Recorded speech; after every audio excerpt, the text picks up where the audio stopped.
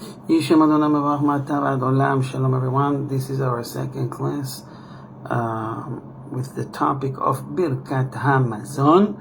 We talked last week about the significance of Birkat Hamazon, who is obligated, and so forth and so on. And today we are continuing with this topic. As we mentioned already, the obligation to say Birkat Hamazon, it's the blessing after we finish a meal, is from the Torah. So it's significant, it's important to know that this Halacha derived from the Torah. And when Halachot learn from the Torah, and it's called mitzvah de oraita, or Ashkenazim says de oraisa, mitzvah de oraisa. So we're more strict about mitzvot that they are direct order from the Torah. Okay, for example, Birkat Hamazon is from the Torah. Driving on Shabbat, it's a rabbinical law. Electricity on Shabbat, using electricity on Shabbat, it's a rabbinical law. Doesn't mean that, God forbid, the rabbinical are not significant or important. They are. But in regards to the punishment that comes out of something, a halacha, a mitzvah that someone transgresses from the Torah, and rabbinical law is different. It's more severe when it comes from the Torah. So in the Torah it says, Ve'achalta, ve'savata, u'verachta. You ate, you satisfied, you need to say Birkat Hamazon. And this is in regards to seudah, a meal that one eating bread. You wash his hand and eating bread. You can be satisfied with eating a lot of food, and it won't be considered as a meal. For example, in regards to Birkat Hamazon, for example, someone is eating a lot of meat and rice, potatoes, vegetables, and he satisfies from it. He will not say Birkat Hamazon at the end. If he ate, let's say, meat, chicken, fish, vegetables, and all that, he will say after that, Borei Nefashot. Also for the rice, Borei Nefashot. But this was just a side note, as a reminder. Now, if I remember correctly, we now, our last halacha was in regards to the clearing the table and preparation of Birkat Hamazon, and now we are at the part of the behavior during Birkat Hamazon, how one should behave. Meaning, what does that behave? Does that mean that he goes act like a fool? No, that's not the idea. The idea is that what if, for example, during Birkat Hamazon, you hear someone else's bracha. Okay? Why is that even a question? Because we know when a bracha, a mitzvah, comes from the Torah, it means that you're more strict, so you have to be extra careful. Okay? What does that mean? It means simply, that when you're saying Birkat Hamazon, you'll focus on saying it with no interruptions. Okay? So, let's say I'm saying Birkat Hamazon, and in the middle of Birkat Hamazon, I hear someone just saying a blessing over a drink or whatever. He says, for example, Baruch Atah Hashem Elokeinu Melech HaOlam Shehakol Nihya Bidvaro. Now, the question is if I need to reply Amen. On a regular time, excuse me 1 second. Any other time, One, we have to say Amen. We always must reply with Amen. Now, I'm in the middle of Birkat Hamazon. Can I reply Amen? Or I exempt? That's one question. And let's say during Birkat Hamazon, I notice that one of my guests is looking for a bencher, a siddur, or a book of prayer. The part that he wants to say Birkat Hamazon as well, and he's my guest. I want to help him. Someone came into the house and greet me with Shalom. You know what? That according to the Halacha, one must reply with Shalom. According to the Kabbalah, it's always better to add on what they said. So if they said Shalom, you would say Shalom Aleichem. If they say Shalom Aleichem, you say Shalom Aleichem ve'al benechem, or Shalom Aleichem and ve'al kol Israel, Shalom Aleichem, in peace on you and entire Israel, so forth and so on. So what we're going to do now, I'm in the middle of Birkat Hamazon. I started it already. Someone greet me with Shalom. Someone's asking me a question. So this is what we're going to discuss today. Interruptions in Birkat Hamazon. Okay. One should not interrupt Birkat Hamazon at all to answer or greet someone. It happens all the time, not only Birkat Hamazon. It happens during Amidah. You do the silent tefillah, the Shimon tefillah, at home. It happens that you do have to do it at home. And the phone rings. Someone knocking on the door. You're not supposed to answer or stop. Okay, there should be no interruption. There's a big difference between Birkat Hamazon and a prayer. A prayer is a rabbinical. Birkat Hamazon, it's from the Torah. So, according to Ashkenazim, number 2. So one we've learned, one should not interrupt Birkat Hamazon at all to answer or greet someone. Number 2, according to Ashkenazim, one should finish before the mezamen. Who is the mezamen? Is the one who lead the zimun. Zimun means when there are 3 Jews gathered. There's a special introduction to the tefillah, to the prayer, to the Birkat Hamazon, when he invite them to join the blessing. So we do it all together, and he will lead Birkat Hamazon. As I mentioned in the previous class, the Birkat Hamazon back then in the ancient days, in the Talmudic days, in the Mishnah days, and until today, by the way, in some communities, one is leading Birkat Hamazon and saying it out loud. The fact that you see people today holding benchers and saying Birkat Hamazon all together, it's a custom that started in the yeshiva. It started in places when people could not rely on the leader. They didn't know if he's doing it correctly.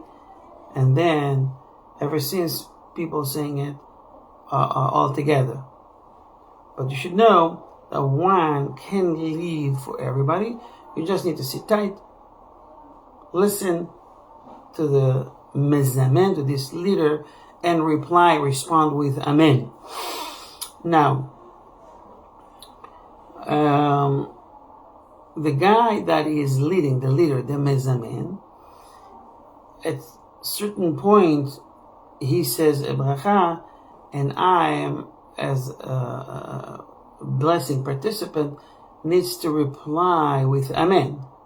Okay, so again, according to Ashkenazim, one should finish before the mezamen, before this leader, do it really quickly.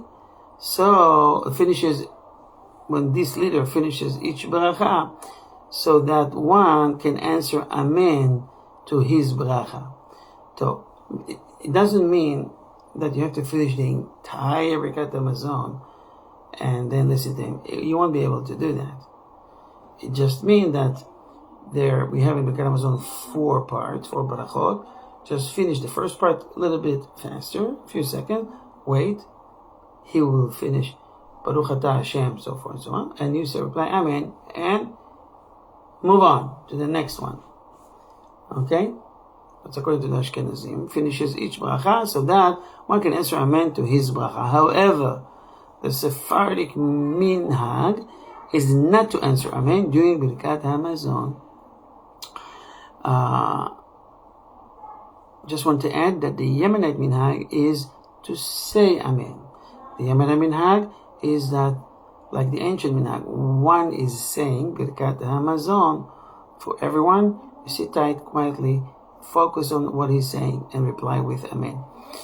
You'll see today many Yemenite families that their leader is leading and saying Birkat Hamazon out loud, and yet everyone else holding benchers and saying Birkat Hamazon. This is because this is how they learn in the yeshiva. It doesn't mean that they're doing something wrong. It's okay, but it's not the original minhag. Okay. So as we've said, the Sephardic minhag is not to answer Amen during Birkat Hamazon. What do? You just either listen to the leader or say it all together with which I will recommend to do, especially when in families that the one doesn't know how to say the bracha properly. They might not pronouncing the words correctly, or he's saying it in English and you have an advantage and you can say it in Hebrew, which is better. Okay, this is a time to recommend everyone to learn Hebrew. Okay, learn Hebrew. It's not hard, it's not difficult, it's important. It's the language that God created the world. Okay, holy language. Okay. By the way, that's the language when the Mashiach comes. We'll speak Lashon HaKodesh, Hebrew. Lashon HaKodesh is really, really close. Okay. Moving on. Number 3. One shouldn't interrupt in the first 3 barachot of Birkat Hamazon to answer Kaddish, Kedusha, or Beracha. However, in the middle of the 4th Beracha, one may answer Kaddish or Kedusha as long as one already said Baruch Atah Hashem Elokeinu Melech HaOlam and part of the middle of the Beracha. So as I mentioned, there are 4 brachot in Birkat Hamazon. The first 3, even if you hear someone says Kaddish or someone is saying Kedusha, you might, when I say these halachot, some people look at me like, where are you bringing this from? In the middle of Birkat Hamazon, I will hear Kaddish? Well, obviously, when you're sitting at your own private domain with your own family, rarely you will hear something like that.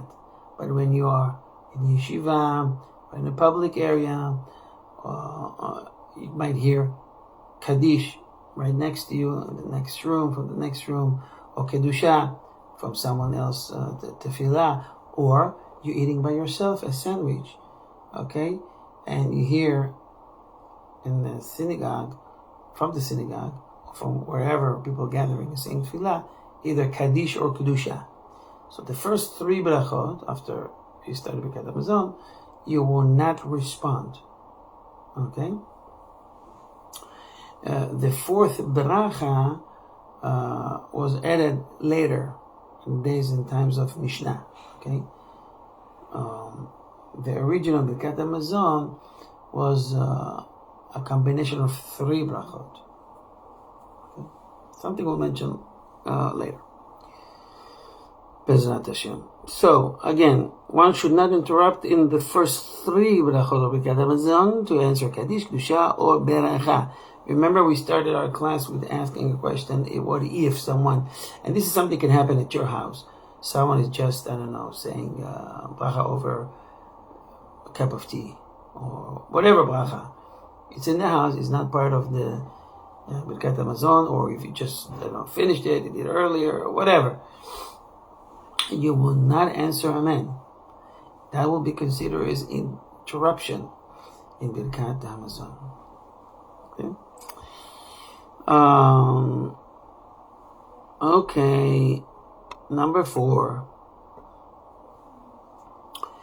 It is proper not to interrupt in the middle of the Harachaman section of Birkat Hamazon.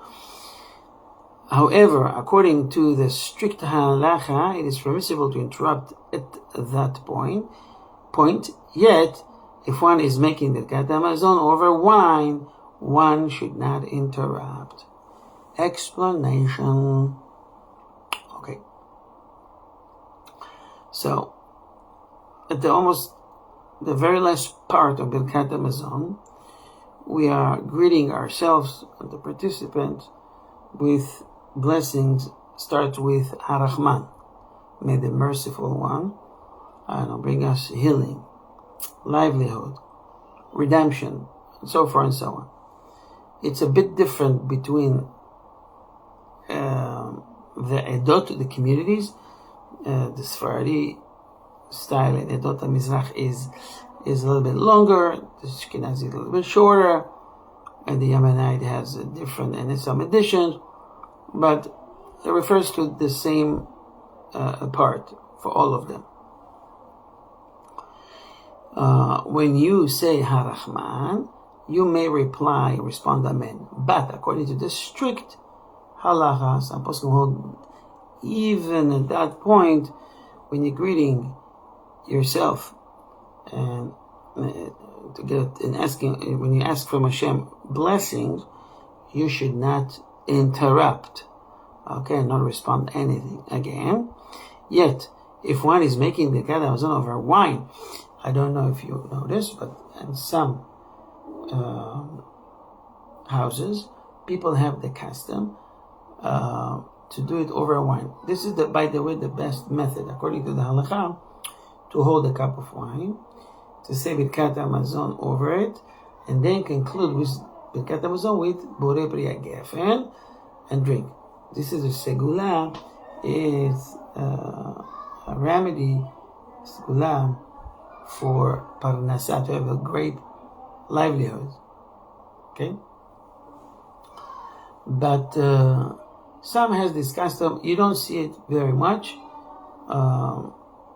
Sometimes it's out of technical issues. Not everywhere you're at, you have wine. When you do it at home, obviously you have, but you do it outside, in the office, usually people don't have wine to do that, so this is why you don't really see it all the time. But in case you saying Birkat Hamazon over wine, and you're holding it the entire blessing, you have to hold it the entire blessing, and you hear bracha during Birkat Hamazon, and during Harachman, you should not reply Amen. We are reacting more strict when we say Birkat Hamazon with a wine. Number 5. It is permissible to answer Kaddish, Kedusha, or Amen to a Beracha in the Harachman section of Birkat Hamazon. I think we mentioned that already. Okay. Next. Position for Birkat Hamazon. Number 1. One should sit during Birkat Hamazon, whether one ate while seated or standing, for at least the 4 brachot of Birkat Hamazon. So, this is very simple. Bracha, when you're greeting God, when you're thanking God, you have to be with full concentration. So this is why one has to be seated. What if one was eating standing? It happens all the time. People eating an event, there's no chairs. They do it for a reason so people can choose. There's round tables all over, people standing. You have to find a place to sit in order to say Birkat HaMazon. Or even when everyone else sitting and you chose to stand, you still have to do Birkat HaMazon sitting. It will be more appropriate to say it that way. Now, listen to this. If one was traveling on the road and ate while traveling, he may say Birkat HaMazon also while traveling. So, you're going with a field trip. Okay.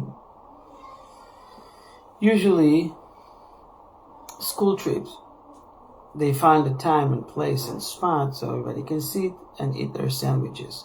Washing hands, eating sandwiches, Birkat HaMazon, moving on.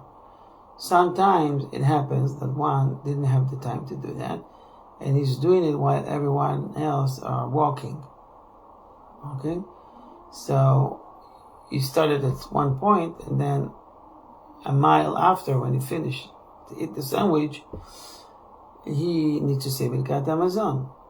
He can't just stop, sit, when everyone else are moving on. Okay? Leading him along in the jungle. Right? So just in this special case, you may say Birkat HaMazon while you're traveling, while you're walking. It's a special case. According to the Halacha, according to the Talmud, it's not recommended to eat while you're standing and definitely not when you're walking. One should sit, and best method is to sit and just, like we do on Passover, recline on your left side. That would be the best way and best methods to eat and then say Birkat HaMazon the same way. Okay, moving on. Number 3, one should sit while making a beracha, achat me'en shalosh, at least when it's mezonot al ha'mechia. So there is 3 brachot we're saying, 3 different kind of brachot we're saying after finishing eating. The one that we're discussing today is called Birkat HaMazon. Less than that, shorter bracha, it's called bracha me'en shalosh, or people usually call it al ha'mechia. And the last one, the third one, is borei nefashot, over drinks, over eating, anything you said bracha shehakol before, chicken, kebab, shish kebab. Right?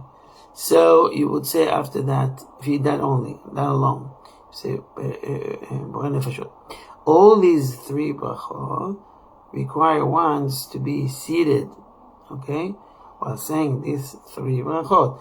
So it's not just limited to Birkat HaMazon, it's also mandatory for me'en shalosh, or when you eat mezonot, and al ha'mechia and nefashot. Okay.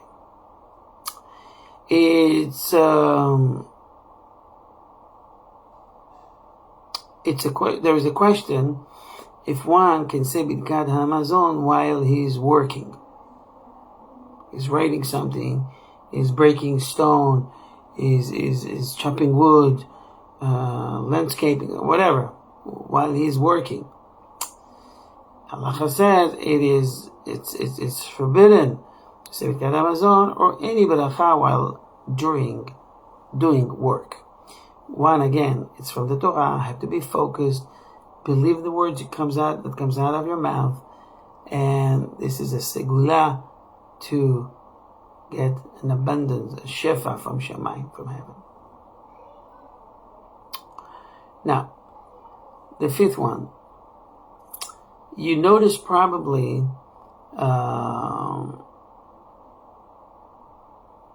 people when they say Birkat HaMazon, I'm talking about the Haredi group, or those who have hat. Okay, they have hat. And during the meal, usually people take this hat off. Question if it is required to put the hat back while you do Birkat Hamazon. So you probably noticed that many does. They put the jacket back and Birkat Hamazon and the hat back when you do Birkat Hamazon. So the Halacha says, some say that one should wear a hat during Birkat Hamazon. There is a dispute if the same is true of Al HaMichya, which is the shorter bracha. Okay. Now, I think we're going to stop here at this point. Next time, Be'ezrat Hashem, we will learn the part of saying Birkat Hamazon out loud. Thank you everyone for participating in our shiur Birkat Hamazon number 2. God bless.